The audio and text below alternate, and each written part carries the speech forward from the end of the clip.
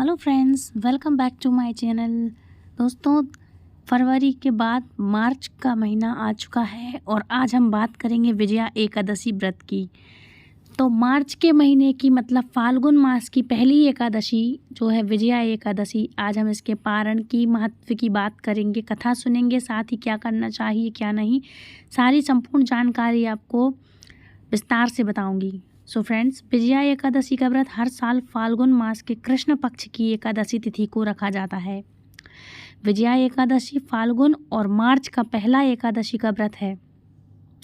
इस व्रत को रखने और भगवान विष्णु की पूजा करने से सभी कार्यों में सफलता प्राप्त होती है। यदि आपको विशेष कार्य में सफलता प्राप्त करनी हो तो विजया एकादशी का व्रत अवश्य करना चाहिए। इस साल विजया एकादशी का व्रत 2 दिन है। विजया एकादशी का जानते हैं शुभ मुहूर्त, पारण समय क्या है और कैसे इसको करना चाहिए, एकादशी कब है। सो फ्रेंड्स, हिंदू कैलेंडर के अनुसार फाल्गुन माह के कृष्ण पक्ष की एकादशी तिथि की शुरुआत 6 मार्च दिन बुधवार को सुबह 6:30 से होगी। यह तिथि 7 मार्च दिन गुरुवार को प्रातः 4:13 तक मान्य रहेगी, मतलब 13 मिनट तक रहेगी।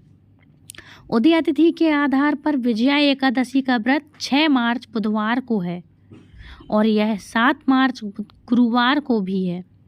मतलब जो वैष्णव संप्रदाय के लोग हैं वो 7 मार्च को कर सकते हैं और ग्रस्त लोग हैं वो 6 मार्च को रखना चाहें तो रख सकते हैं।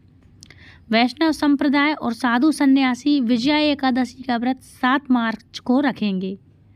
जो लोग 6 मार्च को विजया एकादशी का व्रत रखेंगे वे सूर्योदय के साथ ही भगवान विष्णु की पूजा कर सकते हैं, क्योंकि उस समय से लाभ उन्नति मुहूर्त रहेगा। मतलब इतना शुभ मुहूर्त है कि आपको हर चीज़ में उन्नति मिलेगी, लाभ मिलेगी। जो कार्य आपके हमेशा से रुके हैं, आप किसी चीज़ में विजय प्राप्त करना चाहते हैं, तो ये वो एकादशी है जिसे आप करके अपने कार्य सिद्ध कर सकते हैं। ये आपके लिए कब करना है? जो लोग 6 मार्च को रखेंगे उसका मैं सुबह का समय बता दूं। सुबह में आप 6:41 से लेकर सुबह 9:37 के बीच कभी भी पूजा पाठ कर सकते हैं। वहीं जो लोग 7 मार्च को विजया एकादशी का व्रत रखेंगे वे सुबह उत्तम मुहूर्त में सुबह 6:40 से 8:08 के बीच पूजा कर लें। ग्रस्त लोगों को विजया एकादशी व्रत का पारण 7 मार्च को दोपहर के बाद करना है। आप दोपहर में 1:43 से शाम 4 बजे के बीच कभी भी व्रत का पारण कर सकते हैं। उस दिन हरिवासर का समापन सुबह 9:30 तक होगा, 9:30 बजे तक होगा। जो लोग 7 मार्च को विजया एकादशी का व्रत रखेंगे वे 8 मार्च को सुबह 6:38 AM से 9 AM के बीच कभी भी एकादशी का पारण कर सकते हैं। 6 मार्च को विजया एकादशी के दिन व्यतिपात योग सुबह से 11:33 AM तक है। इसके बाद से वरयान योग होगा। उस दिन नक्षत्र पूर्वाषाढ़ा सुबह से दोपहर 2:52 PM तक है। इसके बाद से उत्तराषाढ़ नक्षत्र है। उस दिन का ब्रह्म मुहूर्त है 5:02 से 5:51 AM तक। विजया एकादशी व्रत रखने से व्यक्ति को हर कार्य में सफलता प्राप्त होती है। भगवान विष्णु के आशीर्वाद से किसी भी इंसान के सारे पाप संकट मिट जाते हैं और मोक्ष की प्राप्ति होती है। अब आपके लिए मैंने ये बता दिया है कि इसका शुभ मुहूर्त क्या है, पारण कब करना है। अब जान लेते हैं इसके महत्व और कथा विधि के बारे में। एक बार धर्मराज युधिष्ठिर बोले, हे जनार्दन, फाल्गुन मास के कृष्ण पक्ष की एकादशी का क्या नाम है तथा उसकी विधि क्या है? कृपा करके आप मुझे बतलाइए। श्री भगवान बोले, हे राजन, फाल्गुन मास के कृष्ण पक्ष की एकादशी का नाम विजया एकादशी है। इसके व्रत के प्रभाव से मनुष्य को विजय प्राप्त होती है। यह सब व्रतों से उत्तम व्रत है।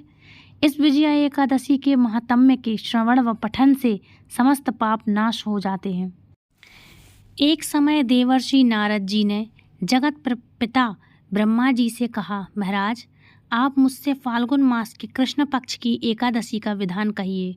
ब्रह्मा जी कहने लगे कि हे नारद, विजया एकादशी का व्रत पुराने तथा नए पापों को नाश करने वाला है।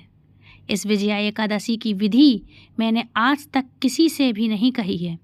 यह समस्त मनुष्यों को विजय प्रदान कराती है। त्रेता युग में मर्यादा पुरुषोत्तम श्री रामचंद्र जी को जब 14 वर्ष का वनवास हो गया, तब ये श्री लक्ष्मण तथा सीता जी सहित पंचवटी में निवास करने लगे। वहाँ पर दुष्ट रावण ने जब सीता जी का हरण किया, तब इस समाचार से श्री रामचंद्र जी तथा लक्ष्मण अत्यंत व्याकुल हुए और देवी सीता जी की खोज में चल दिए। वह दोनों घूमते घूमते जब मरणासन जटायु के पास पहुँचे, तो जटायु उन्हें सीता जी का वृतांत सुनाकर स्वर्गलोक चला गया। कुछ आगे जाकर उनकी सुग्रीव से मित्रता हुई और बाली का वध किया। हनुमान जी ने लंका में जाकर सीता जी का पता लगाया और उनसे श्री रामचंद्र और सुग्रीव की मित्रता का वर्णन किया।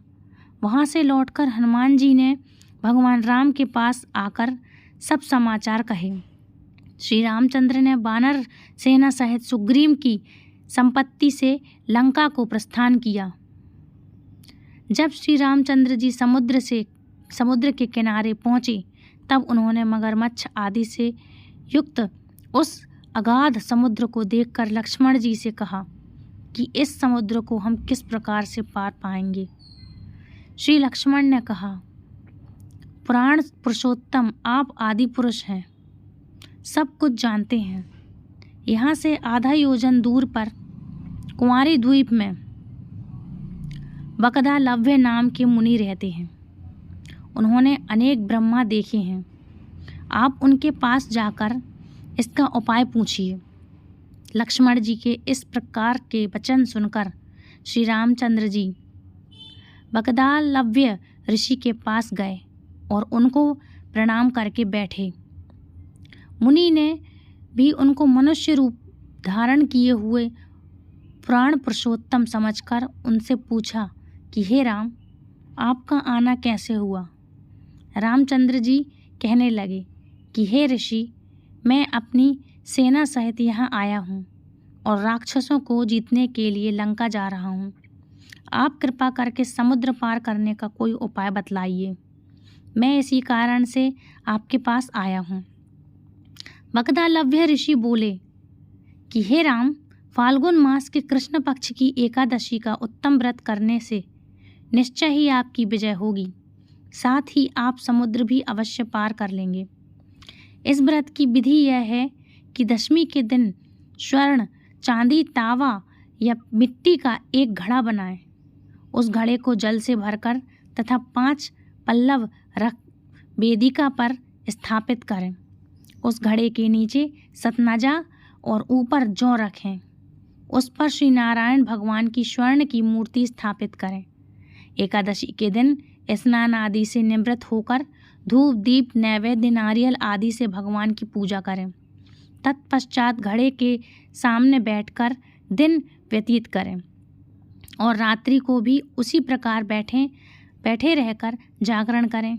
द्वादशी के दिन नित्य नियम से निवृत्त होकर उस घड़े को ब्राह्मण को दे दें। हे राम, यदि तुम भी इस व्रत को सेनापतियों सहित करोगे तो तुम्हारी विजय अवश्य होगी। श्री राम ने ऋषि के कथन अनुसार इस व्रत को किया और उसके प्रभाव से दैत्यों पर विजय पाई। अतः हे राजन, जो कोई मनुष्य विधि पूर्वक इस व्रत को करेगा, दोनों लोकों में उसकी अवश्य ही विजय होगी। और ब्रह्मा जी ने नारद जी से कहा था कि हे पुत्र, जो कोई इस व्रत के महात्म्य को पढ़ता या सुनता है, उसको वाजपेय यज्ञ का फल मिलता है। सो फ्रेंड्स, ये थी कथा जो आपने सुनी। अब जान लेते हैं इसके महत्व के बारे में। सो फ्रेंड्स, ब्रह्मा जी ने जब कथा का समापन करते हुए नारद जी से कहा, भगवान श्री रामचंद्र ने ऋषि के कहे अनुसार विजय एकादशी का पालन किया और रावण पर विजय प्राप्त की। वहीं संपूर्ण कथा को युधिष्ठिर को सुनाते हुए भगवान श्री कृष्ण कहते हैं कि हे राजन, जो व्यक्ति इस विजया एकादशी के बारे में पढ़ता व सुनता है उसे अश्वमेध यज्ञ का फल प्राप्त होता है, उसे हर कार्य में सफलता व विजय मिलती है।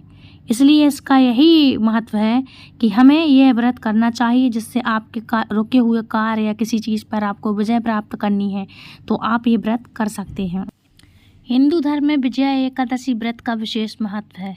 कहते हैं जो व्यक्ति इस दिन व्रत रखता है उसके पितरों को स्वर्ग लोक की प्राप्ति होती है। साथ ही व्रत रखने वाले व्यक्ति को हर काम में सफलता मिलती है। यह बेहद पुण्यदायी मानी जाती है। कहा जाता है भगवान श्री राम ने भी इस व्रत को किया था, इसलिए आपको यह व्रत अवश्य करना चाहिए। ये था इसका सार और इसका महत्व। अब बात कर लेते हैं इस दिन उपायों के बारे में। तो फ्रेंड्स, विजया एकादशी के दिन दक्षिणावर्ती शंख में जल भरें तथा उससे भगवान श्री विष्णु का अभिषेक करें। इससे सभी देवी देवता प्रसन्न होते हैं, आपकी समस्त मनोकामनाएं पूरी होती हैं। सेकंड है, श्री विष्णु का वास पीपल वृक्ष में होता है, अतः पीपल में जल अर्पित करके खीर, पीले फल और पीले रंग की मिठाई का भोग आप लगा सकें तो अवश्य लगाएं। यदि प्रचंड लाभ की इच्छा है कि बहुत ज़्यादा हमें हर चीज़ में प्रॉफिट हो, लाभ हो, आपकी धन की कमी आ रही हो, आपके यहाँ गाड़ी मकान है, यदि कुछ चीज़ कोई वाहन है यदि चल नहीं रहा है या आपको धन की कमी है, तो विष्णु जी के साथ माता लक्ष्मी का पूजन करें और माँ लक्ष्मी को पीले कलर की मिठाई का भोग अवश्य लगाएं। सफ़ेद मिठाई, पीली मिठाई माँ को बहुत प्रिय होती है, तो आप श्री हरि विष्णु के साथ माँ लक्ष्मी की भी पूजा करें। नेक्स्ट है, एकादशी के दिन शाम के समय तुलसी जी के सामने शुद्ध घी का दिया जलाकर प्रणाम करके अपने मन की इच्छा बोलें और माँ के ऊपर एक कलावा को हल्दी में लेकर माँ के ऊपर बांध दें, इससे आपकी मनोकामना पूरी होगी। नेक्स्ट है, एकादशी के दिन विधि पूर्वक व्रत करके लक्ष्मी विष्णु की उपासना करने से उत्तम संतान तथा सुख संपत्ति में वृद्धि होती है। इससे आपको मनवांछित फल का वरदान मिलता है और सभी पापों से मुक्ति मिलती है। सो फ्रेंड्स, ये थी आज की कथा, कहानी, जानकारी और फल, व्रत, जो भी आपका था आज, मुहूर्त, महत्व जो भी था मैंने सब बता दिया है। आई होप आपको आज का वीडियो पसंद आया होगा। यदि पसंद आया तो वीडियो को लाइक, शेयर, कमेंट करें। चैनल सब्सक्राइब करना बिल्कुल ना भूलें। मिलती हूँ ऐसी इंटरेस्टिंग जानकारी के साथ नेक्स्ट वीडियो में। तब तक के लिए दोस्तों बाय बाय, राधे राधे, हरे कृष्णा।